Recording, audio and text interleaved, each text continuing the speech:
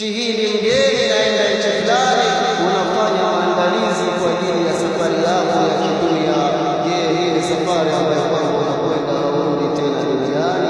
Umejifanyia maandalizi gani ya Uislamu?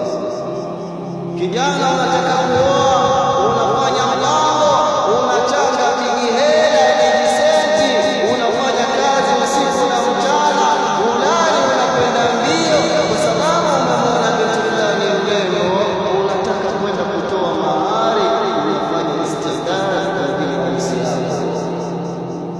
Je, hii siku ambayo kwamba itakuwa ni siku yako ya mwisho, safari yako ya kuelekea kwa Allah subhanahu wa ta'ala, utakwenda kumwonyesha nini Allah azza wa jalla?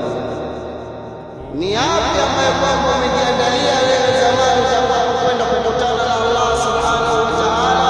Dhikrul wal istidad biha. Allah subhanahu wa ta'ala anaeleza ndani ya Al-Qur'an Al-Karim zaidi ya mara 70 ndani ya Al-Qur'an Al-Karim ayat. Allah anakumbusha al-maut zaidi ya mara 70 ndani ya Al-Qur'an Al-Karim. Lakini wako wapi hawa waja wa kukumbushwa? Hawa waja wa kujipanga na kujiandaa na mauti wako wapi? Sote tuko katika mughafala. Allah subhanahu wa ta'ala anaeleza ndani ya Al-Qur'an Al-Karim, ukisoma Suratul Luqman aya nambari 34, aya ya mwisho katikati hapo, Allah subhanahu wa ta'ala kuna ujumbe anatuachia sisi waja wake. Allah subhanahu wa ta'ala asema nini? أعوذ بالله من الشيطان الرجيم وما تدري نفس ماذا تكسب غدا وما تدري نفس بأي أرض تموت إن الله عليم خبير. وجود مزيد الله سبحانه وتعالى تعمل شيء. الله سمعني وما تدري نفس ماذا تكسب غدا. Yenye waja yenye viumbe wala haijui nafsi yoyote itachuma nini kesho. Mambo ya kesho ni amri ya Allah subhanahu wa ta'ala. Kesho hali itakuwa namna gani ni Allah subhanahu wa ta'ala anajua. Mimi na wewe hatujui kesho yetu itakuwa hali gani, kesho yetu tutapambana na mambo gani. Wama tadri nafsun madha taksibu ghadan, wala nafsi haijui itachuma nini kesho. Wama tadri nafsun bi ayyi ardhin tamut, wala nafsi yoyote haijui itafia nchi gani. Wewe ni Mkenya na kifo chako umeandikiwa kwenye Uganda, utafanya juu chini usafiri kutoka hapa Kenya mpaka Uganda, boda Malaba, kifo yako na kusubiri pale, unafuata kwa miguu yako. Wewe uko sehemu mbali, unajipanga nafsi yako, roho yako, Allah subhanahu wa ta'ala kakupangia itoke kibarani. Wewe uko kwako unafanya juu chini, Allah subhanahu wa ta'ala anakutoa katika nyumba yako, unawacha familia yako, unaacha kitanda chako, unawacha wapendwa wako, unakwenda tu mwenyewe, tunajisikia kwenda kutembea. Kifo inakupata pale kibarani, ajali yako itakuwa imeandikiwa hapo. Nafsi haijui sehemu ambayo kwamba itakufa. Inna Allah alim khabir. Allah subhanahu wa ta'ala ni mjuzi wa habari yote. Allah anajua. Allah subhanahu wa ta'ala bado anatukumbusha baada ya kutueleza nafsi haijui itachuma nini kesho, nafsi haijui itakufa nchi gani. Hiyo ni ujumbe mimi na wewe tuipate, ituingie katika akili yetu, tufahamu ya kuwa iko siku tutawacha dunia. Kuna yule msemaji akasema, al-mautu babun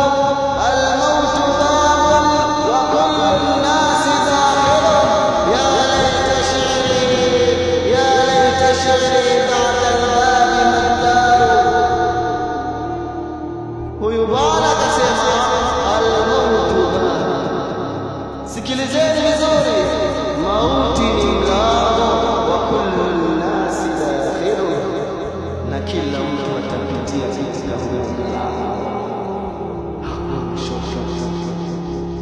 Hakuna mlango mwingine, mauti ni mlango, na kila mtu aina yoyote atapitia katika huo mlango.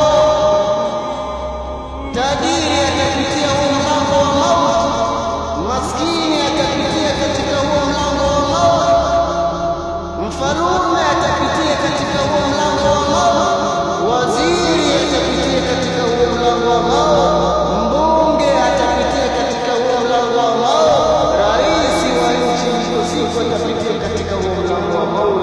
Al-mautu babun wa kullu nasi dakhilun.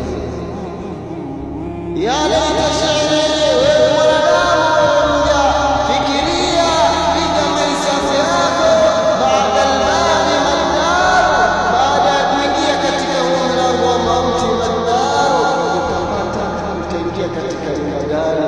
Ima ni nyumba ya moto ama nyumba ya pepo, wewe mwenyewe, bali al-insanu ala nafsihi basira.